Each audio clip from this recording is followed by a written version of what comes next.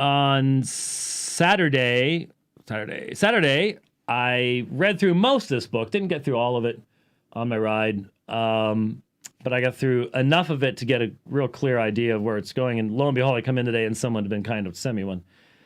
I started seeing this from the provisionist camp, formerly the traditional Southern Baptist camp, whatever they call themselves.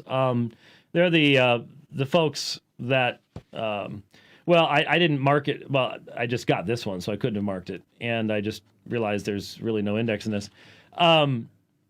But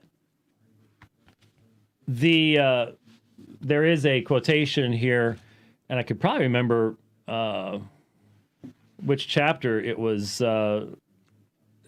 But basically said we're really not sure what Pelagius actually believed, and he probably wasn't nearly as bad as This is Ken Wilson's The Foundation of Augustinian Calvinism. And so he's written this dissertation from Oxford, and this is his distillation of it, basically. And it's being promoted by those who are opposed to Calvinism as just the be-all and end-all of all things. And so I had heard some things from it and sort of gone. And a couple weeks ago, maybe last week, the week before last, I talked a little bit about Augustine and about Augustine's change of perspectives, the fact that he's contradictory in his theology because of what happened in his life with the two major controversies. It's not those were the only controversies he engaged in, obviously, but definitionally there were two major controversies: the Donatist controversy at the beginning of his life, and then the Pelagian controversy at the end of his life. And that's why Augustine could be quoted by both Roman Catholics and Protestants during the period of the Reformation, is because there were differences. It's just the way it is. So I was under the impression this was a work of scholarship in the sense of being focused upon. See, when I say a work of scholarship, what you're doing is you're looking at. If you're looking at Augustine, then you're going to interpret Augustine within Augustine's context. You're not going to be importing into Augustine later doctrinal terminology and formulations. And you're also not going to be doing the history of religions type thing that a lot of people do, that, well, if Augustine believed this, then that's why Calvin believed this. Is Calvin Calvin never saw one of these, and he never read one of these, or when he did, he was just so dull that all he did was, I don't understand. What did Augustine say? I can't read Greek. I can't read Hebrew. Well, actually, Calvin could read both, and Augustine could read neither. Well, a little bit of Greek, but not much. So I've been around long enough that I have seen so many people from so many different perspectives do the Dave Hunt, connect Augustine to this, to this, to this, and totally ignore the vast, huge differences in context and language and historical setting and meaning and everything else that makes the connection extremely tenuous. There is no question that all of Western theology has been deeply influenced by Augustine and by Augustine's writings. No question about that.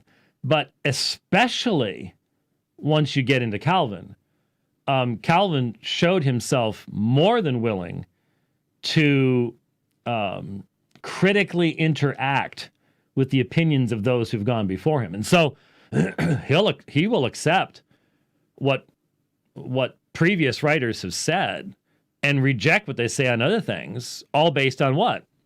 Well, the consistency with biblical exegesis.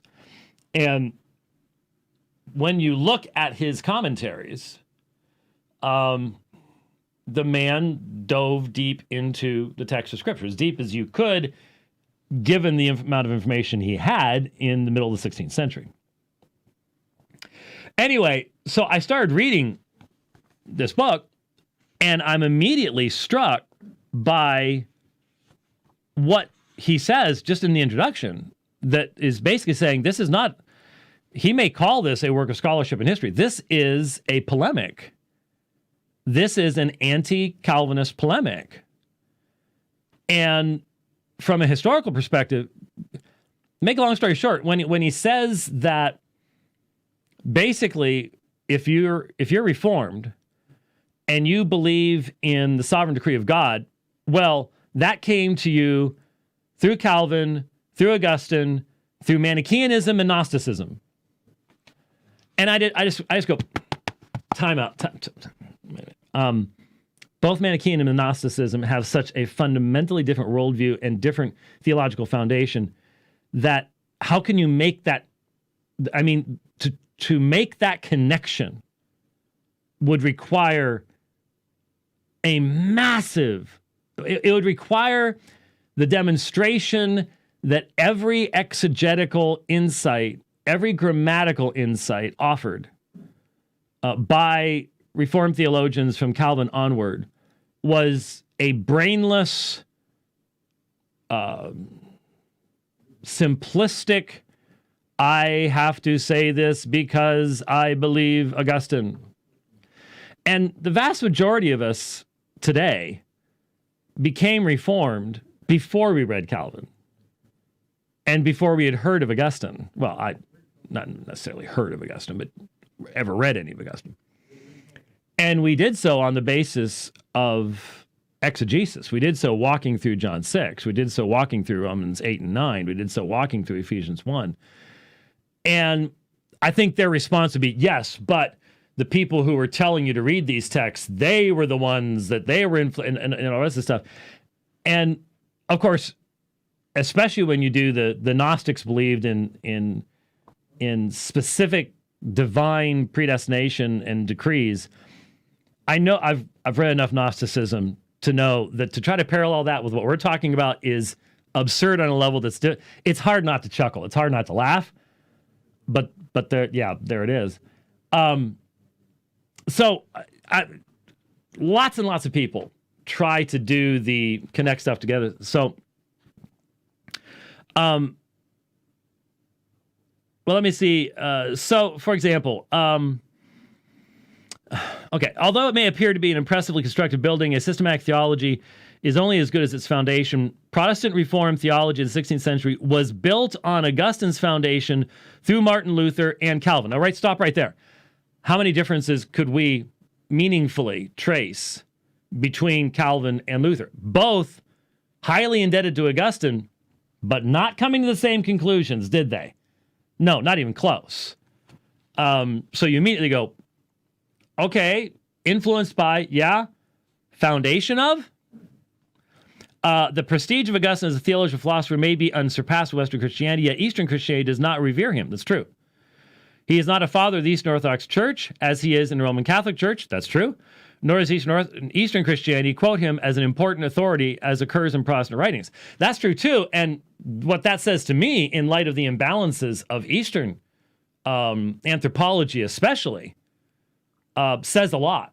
Because it was Augustine's emphasis upon the deadness of man's sin. And where are the provisionists going? Toward Augustine's greatest enemy, Pelagius. Okay, so that, all right, I get it. This book explores Augustine's conversion. Now listen to this. Conversion from the traditional Christian view of free choice in salvation, battling Stoic and Gnostic determinism. Major differences even between those two. Back to his prior Manichaean view of divine unilateral determinism of eternal destinies, heaven or hell. There's a lot packed in there, and there's a lot of assumptions packed in there, and there's a lot of assumptions that I don't know of almost any serious historian who's going to want to carry that freight. Within Christianity, theological truth is not primarily measured by its antiquity, but by its conformity to Scripture, logic, and then with a consideration of tradition. That's an interesting Scripture, logic, and then tradition. Interesting methodology of interpretation there. The 500-year-old theology of John Calvin was directly derived from Augustine. So he agreed with Augustine on everything, right? Well, except on justification and anyway. Who strayed from the foundation of traditional patristic theology over 1,000 years prior to Calvin. So immediately I'm like, whoa, wait a minute. Okay. Let's remember that there is a primary focus of the attention of the early church, and it's not on soteriology. It's on theology proper, Christology, Trinity, fighting modalism, subordinationism, etc., etc. You don't even have a full treatise on the doctrine of the atonement until the middle of the 4th century, until only 50 years before Augustine. So and then given the fragmentary nature of what we have, to assume a absolutely universal perspective on this, I think is wildly out of there. But we need to explore the novel foundation on which Augustine laid his later Christian theology. In other words, once he began battling Pelagius. This will expose the fact that Augustinian Calvinism's impressively logical skyscraper has been built upon an unstable foundation of pagan syncretism, sand. Pagan syncretistic, parentheses, mixing pagan and Christian ideas, parentheses, sand. So this is an anti-tulip book masquerading as a work of history. Lots and lots of quotes, but it has a goal in mind. And so what it does is it takes the later controversies, takes their terminology and reads, it's massively anachronistic, horribly anachronistic, in trying to draw parallels and connections that just simply aren't there. And so I was going to use the Kindle version. When I came in, this was here, so I wanted to read that portion. I'm going to be spending some time on that in the future. I mentioned that I was going to be listening to it, but I was really disappointed to find out that it's a polemic. It's not what it was being misrepresented. It's here's a novel polemic against Calvinism. That's not what was represented to me. It was, here's this scholarly work that demonstrates that Calvin did this, that, and the other thing. Well, okay, so Calvin or that Augustine did this, that, or the other thing. And so this is about Augustine and his changes in theology and dealing with Pelagius. Yeah, I've been talking about that for a couple of decades, and so is everybody else I know. Warfield, nothing new there, but okay, fine, whatever.